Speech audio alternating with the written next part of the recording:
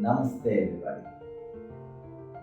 Rabindranath Tagore, in one of his beautiful poems, said, I wanted to meet God and I started preparing myself for prayers. I got the idol cleaned, I put the agarbattis, I made beautiful flower arrangement. I started chanting mantras. I was so tired doing the whole thing that by the end of the day, I started wondering, when did the God come and go? I didn't see him. The very purpose got defeated. Let me draw a parallel to this. A student who wants to learn runs from school to home, home to tuition, back to home. From RTs to midterm exam to pre-boards to boards. He keeps running around and then wonders, in this whole process of running around, did learning really happen? Or did I really miss out on it? Friends, academics is very important for students. In fact, at Chitrakoota, our children last year did fantastically well. The range was 81% to 97.2%. In fact, somebody actually joked. So that means if you put your child at Chitrakoota, at least 81% to assured, na? I actually told them, you never know. Your child will be an exception there. Well, I'm joking. I have few questions to ask to you. Assume you are suffering with severe migraine. Severe migraine. Will you be able to learn? No? Okay. Let's assume you're very tired. Oh, very tired. Will you be able to learn? Another question. Let me assume that you're mentally disturbed, you're worried, you're tensed. In this mind frame, will you be able to learn?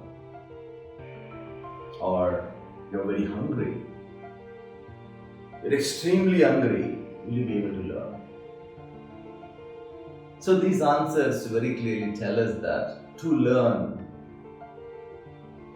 we should have a right arrangement of our physical, mental and emotional well-being. Learning only happens when we take care of ourselves or our children in their physical, emotional and mental dimensions, so that they enjoy the joy of learning. The joy of learning should be addictive, and that happens only when these things are taken care of. And we, teachers and you parents, should keep this in mind. In fact, one of my good friends called Sudhi was going for IIT coaching. Believe me, there they said you need to study at least for 16 hours a day. And it takes a lot of time if you get out from your study table and go to the dining table or bed. So eat on the study table and also just put your hands down and head down and sleep for 2-3 hours. It will save a lot of time so that you can learn a lot. Does learning really happen that way? A very important question mark. Friends, even if I assume that learning happens that way, if a child becomes academically very strong by putting all his might only into academics, let me tell you a story. Assume I hit my gym every day, and in the gym I exercise only to my right hand, right abs and right leg, and I shall never exercise my left hand, left abs and left leg, ever. After a couple of years, I will have a very big biceps, triceps, abs, thigh on my right side, and left side will be exactly the way it is. It's like having a six-pack to my right side and a family pack to my left side. How will I look? Do I look very smart? Or do I look deformed? Do I look abnormal? Yes. When we only concentrate on one dimension of ourselves and ignore the other, we become abnormal.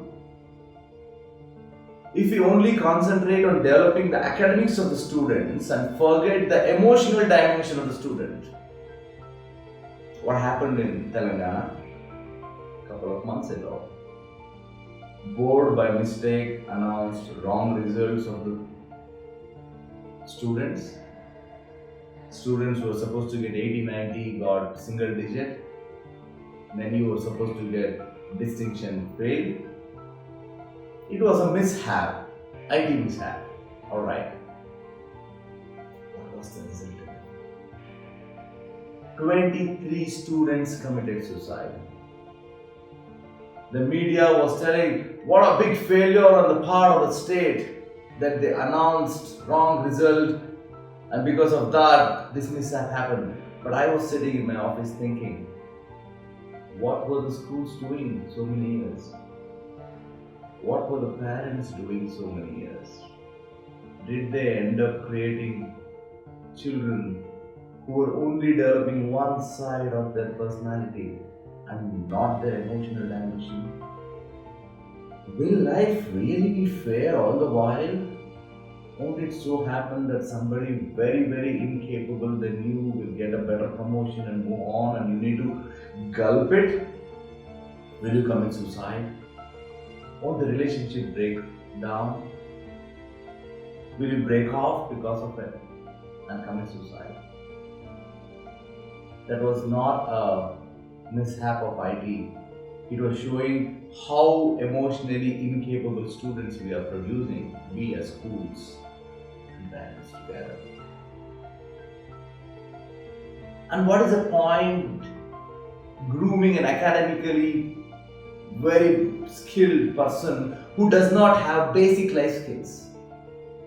Basic life skills to maintain a relationship, to relate in a relationship, to communicate, to organize, to lead. Don't we all know of those academically strong people who have probably become bosses, whom you can't bear, whom you think is a nut, because they have not groomed their other life skills?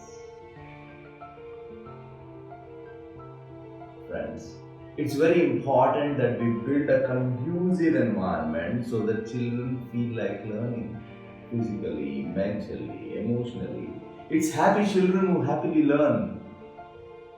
So the good old idea of teachers trying to say, you need to study all the time, let me lock you inside the classroom, and parents trying to say, concentrate, I will lock you inside the room, will not work. We need to create an ambience where children feel like learning.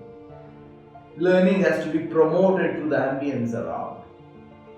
And we must ensure that we build a holistic child who is not only academically, emotionally and life skills wise also very balanced.